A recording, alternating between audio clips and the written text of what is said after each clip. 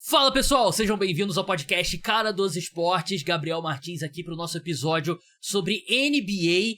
Seguindo em frente, uma pequena mudança no nosso calendário de episódios. São 2 episódios por semana de NBA. Um sendo postado na madrugada de segunda para terça e o outro na madrugada de quarta para quinta. Esse segundo é exclusivo para apoiadores e agora a gente vai inverter a ordem. O episódio aberto aqui no feed vai ao ar na madrugada de quarta para quinta-feira, e o exclusivo para apoiadores nesse início de semana, de segunda para terça-feira. No programa de hoje a gente vai ter metade mais ou menos aberto aqui no feed do Spotify, do YouTube, seja lá onde você escuta podcast. O restante vai ser exclusivo para apoiador, e tá rolando uma promoção para você se tornar apoiador, promoção de Black Friday, R$ 99,90. Você assina os conteúdos exclusivos por um ano, te dá acesso a 2 episódios do podcast Cara dos Esportes por semana, exclusivo no caradosesportes.com.br, aos meus textos também lá no site, link tá na descrição, vai lá e você ainda ajuda a manter o programa no ar. Como eu falei hoje, a gente vai falar de prêmios individuais, como você viu no título do programa, os principais prêmios individuais após um mês, não é projetando o que a gente acha que vai ganhar, mas quem ganharia o prêmio nesse primeiro mês de temporada. E aqui comigo hoje, meu amigo Guilherme Taniguchi, do podcast Splash Brothers. Tenho convidado ele bastante para participar do programa. Enquanto ele não recusar, eu vou continuar convidando, porque eu adoro conversar sobre NBA com ele. Guilherme, seja bem-vindo ao podcast. Um mês já dá para fazer esse exercício, né? Exatamente, Gabs. Eu tava até pensando em fazer uma pauta similar com o Léo lá no Splash Brothers para hoje. E aí, como você convidou para falar desse assunto, eu falei, não vamos falar sobre. Mas esse primeiro mês já temos bastante histórias, né? E nós fizemos aqui também, acho que eu participei contigo, ou não, você deve ter feito. Nós lá no Splash Brothers também fizemos as projeções. Passados um mês ali de temporada, você já consegue testar se o jogador que você projetou como um MIP de fato aconteceu ou não. Então, MVP normalmente é uma linha mais linear, perdoe a redundância, mas os outros prêmios têm bastante variabilidade. Então, esse primeiro mês já dá para conferir algumas tendências aí que a gente pode olhar para frente. Verdade. E vamos entrar logo na conversa. Eu separei aqui pra gente começar. Não é o prêmio mais sexy, eu diria, mas é um dos que tá mais aberto, eu diria, nesse momento, que é o Most Improved Player, que é o jogador que deu o maior salto em relação à temporada anterior. Eu gosto de olhar para esse prêmio, não só o cara que foi draftado alto na loteria e ele tá na progressão natural dele, né? Que muitas vezes as pessoas olham, é o cara que deu o maior salto de pontos por jogo de uma temporada para outra. Mas eu gosto de incluir outros fatores e caras que não necessariamente tinham essa expectativa de serem uma estrela e que era um cara ali de, sei lá, rotação no máximo e se tornou um titular de bom nível. Eu gosto de pender um pouco para esses caras. Gui, quem que é o seu Most Improved Player depois de um mês de temporada? Você fez toda essa introdução e venho aqui citar um cara do top 10 do draft que foi colocado na minha premiação pelo momento circunstancial, então vai cair por terra tudo que você comentou aqui. Mas acho que o que a gente viu do Franz Wagner, o momento que o banqueiro machuca e o que ele faz para esse time, é inegável afirmar que o Magic conseguiu umas 3, 4 vitórias nessas 2 últimas semanas só por conta do alemão. E não era algo que estava no meu radar, esse salto. Era um jogador que imaginava-se para ser de fato sólido, precisaria melhorar a bola de 3. Ele fez isso, mas o que ele tem jogado nessas últimas semanas, não à toa, na última semana venceu o prêmio da Conferência Leste na semana como o melhor jogador, mas tem sido fantástico. Não seria meu voto natural se a gente fosse pensar em outros pontos, mas é meu jogador desse primeiro mês, muito por conta da circunstância também que o Orlando acabou se colocando e não imaginava que também estaria nessa posição sem o Paulo. É uma ótima escolha o Franz Wagner, né? E é um cara que eu considerei, ele tem média de 23 pontos, 5 rebotes, 5 assistências por partida, arremessando 35% de 3, que é uma evolução em relação aos últimos anos dele, né, e ele certamente tá dando um salto, né, a questão, acho que você tocou na palavra até que eu usaria, que eu acho que é uma evolução, mas esse volume dele é um pouco circunstancial, né, pela ausência do Paulo Banchero.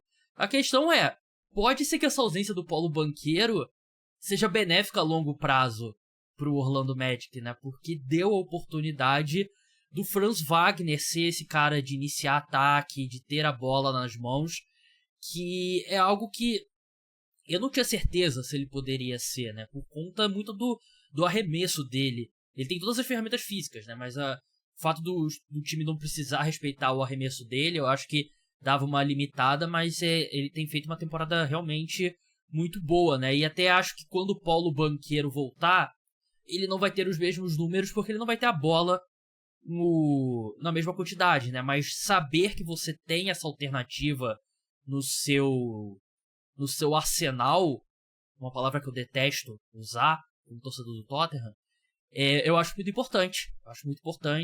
E o início de temporada que o Franz Wagner precisava muito, né, Gui? Porque ele teve 1 ou 2 jogos bons nos playoffs, mas em geral ele não foi bem. E ano passado ele chutou para baixo de 30% no perímetro, então acabou tendo muitos problemas nesse sentido, o Magic como um todo e ele também. Foi até por conta disso que ali na prévia da gravação eu te perguntei se a gente olharia para esse primeiro mês ou para uma visão mais de longo prazo, porque se fosse numa visão de longo prazo eu não colocaria o alemão aqui nessa posição, mas como era filtrado nesse primeiro mês, acabei indo no jogador e concordo contigo. Ele é aquela definição clara do que você imagina para o segundo homem da franquia, né? O cara que faz de tudo um pouco, que pode ajudar em alguns aspectos, que você tem dúvida se ele de fato tem a capacidade de ser o cara do time em alguma situação. E nesse mês aqui ele mostrou que pode ganhar mais espaço, pode ganhar mais protagonismo, pode resolver mais as partidas. Não à toa ele teve um game winner esses dias contra o Lakers, uma bola longa de 3, então é um jogador que tem mostrado evolução nessa questão do jogo. Nos 2 primeiros anos ele até chutou melhor de 3, mas só que aí com o protagonismo que ele teve nesse último ano, caiu um pouco o protagonismo que ele assumiu e tem conseguido criar mais com a bola na mão, que é o ponto que você falou como dúvidas. Eu também tinha um pouco desse receio e ele acabou mostrando pra gente que pode de fato ter esse jogador mais completo e assumir mais responsabilidades. Então esse primeiro mês foi muito útil pro Orlando como um todo, como você falou, né? Se você viesse do futuro e falasse pra diretoria que colocaria o Paolo numa lesão curta, mas que... Ih, tava sem gravar? Não, eu gravo de backup aqui, né? O que eu tô gravando no OBS. Foi bom. Desculpa aí, então. Quem tá assistindo no YouTube viu que eu mudei aqui o layout rapidinho, porque eu lembrei que eu gravo no StreamYard por backup, eu lembrei que eu não tinha colocado, mas tá gravando direitinho aqui no OBS. Mas, por favor, Gui, conclua seu raciocínio sobre o Franz Wagner, que foi 2 vezes interrompido. Mas se eu tiver feito um bom trabalho na edição, o pessoal não vai perceber em casa, né? Mas foi a segunda vez que eu interrompo ele. Foi mal, Gui. Que isso. E... se você viesse do futuro e falasse pra diretoria do Magic, você perderia o Paolo por algumas semanas, conseguiria ter um número de vitórias interessante e desenvolvesse o Franz Wagner como ele se desenvolveu nessas 2, 3 últimas semanas, acho que todo mundo toparia esse risco aí de perder o ítalo-americano por alguns dias, por algumas semanas. Então acho que foi ideal para todo mundo. O Orlando Magic quer que ele seja o Jaylen Brown pro Paulo Banchero, Jason Tatum, né? Eu acho que o Franz Wagner tem dado sinais muito positivos de que ele pode ser isso. O meu voto, é uma escolha de loteria, né? Então também não posso falar muito. O meu voto é o Dyson Daniels. Armador barra ala armador do Atlanta Hawks, que eu acho que tem um mundo que ele acaba sendo o ativo mais importante envolvido na troca que mandou o DeJounte Murray lá pro New Orleans Pelicans, né? Ele pulou de 5,8 pontos por jogo para 14,2 pontos, lidera a NBA em roubos de bola. É um cara que a gente vai discutir quando a gente falar sobre defensor do ano, porque ele vem fazendo uma temporada muito boa. 3,2 assistências, 4,9 rebotes por jogo. Ainda tá arremessando mal de 3, mas é 30%, né? Que é basicamente a linha da carreira dele. Mas eu acho que ele se encontrou nesse time do Atlanta Hawks, tendo mais oportunidades, mais minutos em quadra. E ele tem sido um defensor absolutamente destrutivo. Eu lembro que semana passada, se eu não me engano, eu vi um número sobre ele que ele era tipo o jogador que liderava a NBA em passes que ele desviava. Era tipo por 30, 40 passes a mais do que o segundo colocado. Era um negócio absurdo, porque ele tem um tamanho muito grande, ele usa muito bem, ele é muito esforçado na defesa e ele tem encontrado mais uma forma de contribuir ofensivamente, né? Atacando a cesta e tudo mais. Acho que se um dia o Dyson Daniels encontra o arremesso de 3 dele, ele pode ser tipo um Jrue Holiday. Pode ser um Derrick White bem mais alto. É o tipo de teto que o Dyson Daniels tem, né? Mas eu tenho gostado muito do que eu vi. E acho que esse voto vai muito mais pela... Ele já era um grande defensor, né? Mas com mais tempo em quadra, acho que a gente tá podendo ver mais Ele é, hoje, talvez, o melhor defensor na posição de guarda na NBA, né? Então, por isso que eu coloquei o Dyson Daniels. Só para pegar a estatística que você falou, em deflections, o Dyson Daniels tem números totais 102 deflections, que são desvios, né? Aquela bola que você não consegue interceptar efetivamente, mas você desvia. O segundo colocado é o Fox com 65. Aumentou. Uhum. Ele já tem quase 50 aí desvios a mais que o segundo colocado. Foi meu segundo colocado aqui na votação. Até brinquei com você antes da gravação que tinha colocado 3 ali, fiz meu ranking de 3 posições. Tem jogado muito bem, principalmente defensivamente, e aí é um tapa na cara também de muita gente. Os torcedores de San Antonio debatiam muito sobre esse aspecto quando o DeJounte Murray foi pro Hawks, se de fato ele era um excelente defensor ou foi mais circunstancial pela forma como o San Antonio defendia as bolas. E aí você vê o Dyson Daniels jogando aqui, dá para se criticar muito a temporada do DeJounte Murray defensivamente no último ano. Eu acho que a reputação dele é maior do que ele de fato é. Ele é um bom defensor, mas ele tem uma reputação de melhor do que ele realmente é. Sim, quando ganhou o protagonismo, acabou deixando um pouquinho mais de lado esse aspecto defensivo, né? Sim. Mas, de fato, é um dos grandes jogadores da temporada. Obviamente, quando você olha o Hawks, não tem uma campanha tão positiva assim, mas se desenvolveu defensivamente. E é um dos problemas desse time que você vê quando tem muitas peças, né? Que era o Pelicans na última temporada e continua tendo muitos nomes. Era um cara que quando entrava fazia um bom duo ali em algumas situações com o próprio Zion, ele num papel mais defensivo, sem ter tanta responsabilidade de criar. E aí quando ele teve pista livre para basicamente só defender, acabou tendo um salto gigantesco. E a minha preocupação quanto a ele é isso. Se ele vai ser de fato só um excelente defensor, como a gente já viu outros pela NBA, ou ele vai conseguir sua parte ofensiva não ser nula. Então, ele tem esse papel ofensivo para se tornar mais nesse lado da quadra do ataque do que foi na sua carreira inteira. Só para constar, quem foi o seu terceiro colocado? Meu terceiro colocado eu usei aqui, eu coloquei o Zubac. Fiquei na dúvida dele e do Jalen Johnson, mas o Zubac, até pela idade, pela fase da carreira, sim, pelo que ele tem conseguido fazer ali num duo com o Harden e até defensivamente, me surpreendeu até aqui a campanha e fui no Zubac, não só por ele, mas também pelo que o Clippers tem entregado nesse momento da temporada. O Jalen Johnson 2 anos seguidos, né, nessa briga, né? Porque ele deu um salto da temporada retrasada para passada e mais um salto esse ano.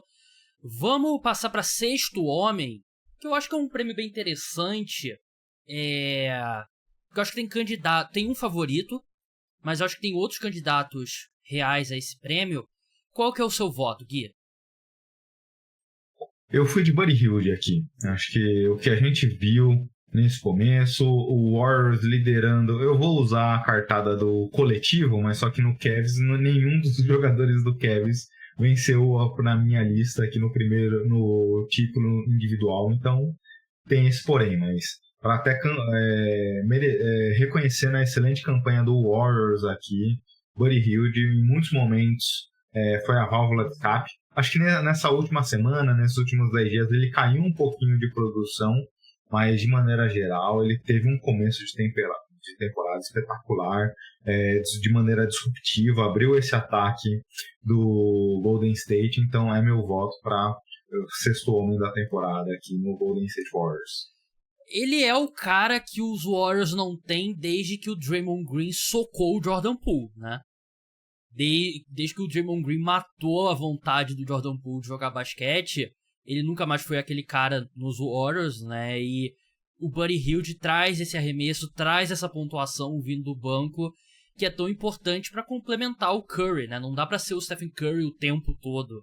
Então, eu acho uma boa escolha. Eu tenho 3 caras aqui que estão mais ou menos próximos. O Buddy Hield tá nesse meu top 3. Eu provavelmente colocaria ele na segunda colocação. O meu voto hoje seria o Peyton Pritchard.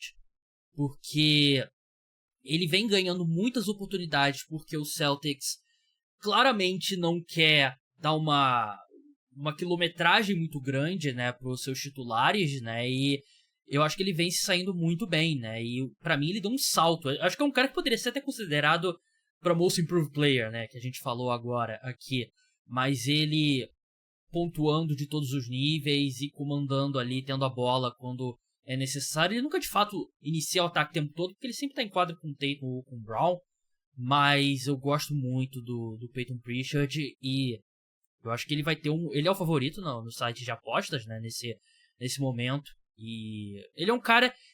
A discussão sobre o Peyton Pritchard, Gui, é a seguinte, na minha opinião.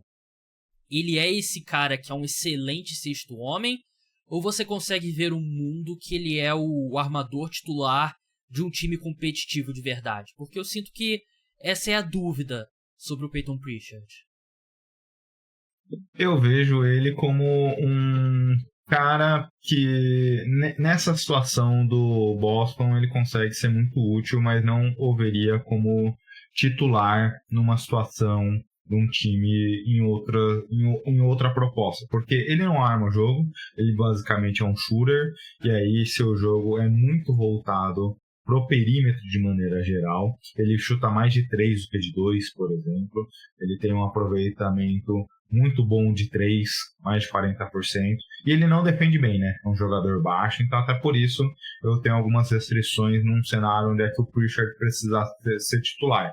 Mas acho que aqui nessa conjunção do próprio Celtics, em alguma situação ele poderia entrar na rotação. O Drew vai perder um mês de temporada. Acho que o Pritchard seria um titular e tranquilamente conseguiria ser útil, mas uma outra proposta, numa outra franquia, acho que teríamos muitas dificuldades para ver os buracos do Pritchard sendo cobertos. Desculpa pela...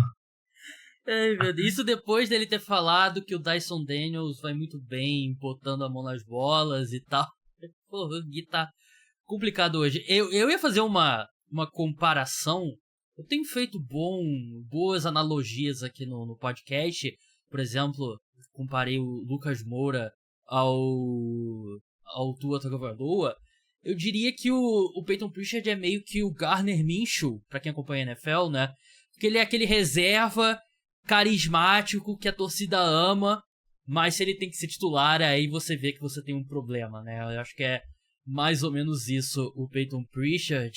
O outro cara que eu considerei aqui nesse top 3 foi o Ty Jerome, do Cleveland Cavaliers. Esse não tem limitação física, porque ele é bem grande, mas ele tem feito um trabalho muito espetacular, né? Ele é o terceiro guarda do Cleveland Cavaliers, né? E quando tá o Donovan Mitchell ou o Darius Garland descansando, o Cavaliers não tem sentido muita falta, porque o Ty Jerome tem jogado muito bem, um grande achado da equipe, e eu esbocei ali, eu fiquei bem em dúvida entre os 3, né, mas acho que o Ty Jerome talvez não tenha os números do Peyton Pritchard e do Buddy Hield, mas toda vez que eu vejo o Cleveland Cavaliers eu fico muito impressionado nos minutos que ele tá em quadra. Eu pensei em colocar o Ty Jerome, mas só que nessa última semana ele teve alguns jogos bombásticos e acabou sendo titular. E aí, descontando os jogos dele como titular ali, olhando para o sexto homem, eu acabei indo no Tyree Eason na minha terceira posição. Mas, de fato, o Ty Jerome é um jogador que tem sido fantástico aqui nesse início de temporada. Não à toa a gente vai falar do Cavs lá no podcast hoje.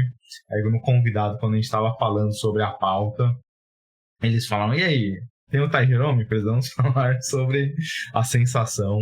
De fato tem sido um jogador muito importante. O Cavs tem um dos melhores bancos da NBA, acho que em plus minus é o melhor banco da temporada nesse momento, muito também por conta do Ty Jerome.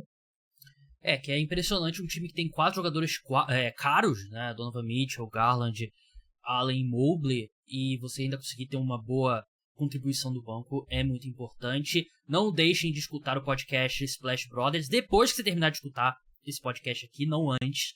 Vai lá e escuta. E a partir da próxima semana, não, essa semana o meu podcast vai ser postado depois da live deles. Vocês podem assistir a live lá no YouTube também. Eu mesmo assisto e sempre faço comentários construtivos e nunca corneto os meus amigos Guilherme Taniguchi e Leonardo Paglione. Vamos para treinador do ano. Esse para mim é o mais fácil. Eu diria, depois de um mês e projetando, é bem difícil imaginar o Kenny Atkinson, treinador do Cleveland Cavaliers, perdendo esse prêmio, né, Gui?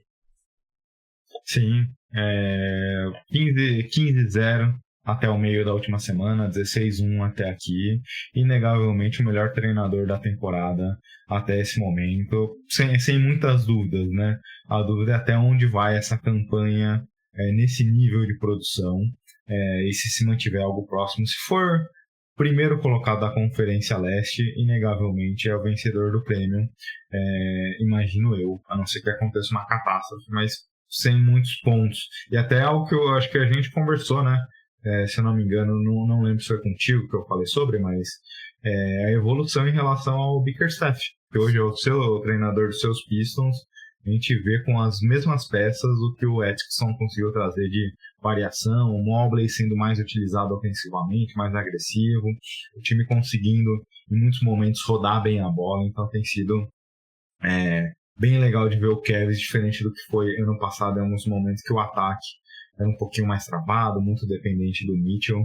Esse ano o jogo é muito mais coletivo. Eu gostaria de ver o Detroit Pistons parar de contratar treinadores que foram demitidos, recentemente demitidos por outros times, né? Porque o J.B. Bickerstaff foi esse o caso, o Dwayne Casey foi esse o caso, o Monty Williams foi esse o caso, o Stan Van Gundy, ele tinha sido demitido há pouco tempo do Orlando Magic, né? E eu queria muito o Kenny Atkinson, né? Quem escutou o podcast na época lembra que eu pedia muito. Ele era o principal assistente do Golden State Warriors há alguns anos. E ele, no último ciclo de contratações, ele meio que... Ele tinha tirado o nome ali de consideração, né? Quis continuar com o Golden State Warriors e tem feito um trabalho muito bom, né? E acho que o grande mérito dele, eu diria até, é a evolução ofensiva do Evan Mobley. Ver o Evan Mobley mais envolvido no ataque, né? Eu acho que explica muito essa evolução do Cleveland Cavaliers, né? Porque quando você tem dois caras que o adversário não respeita, né, como peças ofensivas, né, o Jared Allen e o Evan Mobley, fica mais fácil de você defender. E agora o Evan Mobley, ele é mais envolvido e ele tem talento para isso, né? E o Kenny Atkinson, para mim, inegavelmente o treinador do ano nesse momento. Confesso até que eu não separei outros nomes aqui, Gui. Até queria saber quem que foi seu 2 e o 3, porque para mim foi tão disparado que eu preenchi Kenny Atkinson e segui em frente. Só um ponto para pegar o que você falou aí da evolução do Evan Mobley. O próprio Atkinson falou que quer o Mobley mais agressivo em alguns momentos, que ele conduz a bola para o ataque. Eu até fui pesquisar aqui, ano passado ele não tinha feito nenhuma jogada de transição de média, nem 0-1, nem aparece nas estatísticas da NBA ele jogando em transição. Esse ano são 3.3, se eu não me engano, jogadas de transição por partida. Então o jogador era basicamente nulo nesse quesito. Esse ano, em muitos momentos, ele tem levado a bola para o ataque, ele tem dado os passes, ele tem coordenado as ações, então me surpreende bem a evolução do jogador aqui, que obviamente não é um excelente chutador de perímetro, mas tem dominado mais as ações. Em alguns momentos ele é quem está com a bola na mão, justamente para que esse ataque se movimente, para Spider Mitchell e Darius Garland que crie situações de perigo. Eu coloquei aqui o Mazzulla, que é a segunda melhor campanha da NBA, e surpreendentemente eu coloquei o J.J. Redick. Eu não esperava um mês atrás que o J.J. Redick estaria nessa posição, mas eu tinha baixíssima expectativa com o Lakers e vê-los nesse momento com uma campanha positiva, para mim, é muito mérito do treinador novato. Justo. Eu acho que o Joe Mazzulla é uma boa lembrança. Inclusive, eu acho que ele acabou não vencendo ano passado, né? Treinador do ano, né? Ele venceu. Deixa eu... Acho que foi o Thibodeau. Não foi o do Garneau? Ah, é verdade. Porque eu acho que o Joe Mazzulla deveria ter sido um candidato real ano passado. E sim, eu teria colocado o Ime Udoka na frente do J.J. Redick, né? Que o Houston Rockets vem melhorando muito aí nas últimas semanas, né? O Terrell Twins, né? Você citou o Tari Eason, ele e o Amen Thompson, que eles fazem vindo do banco ali defensivamente, tem sido muito impressionante.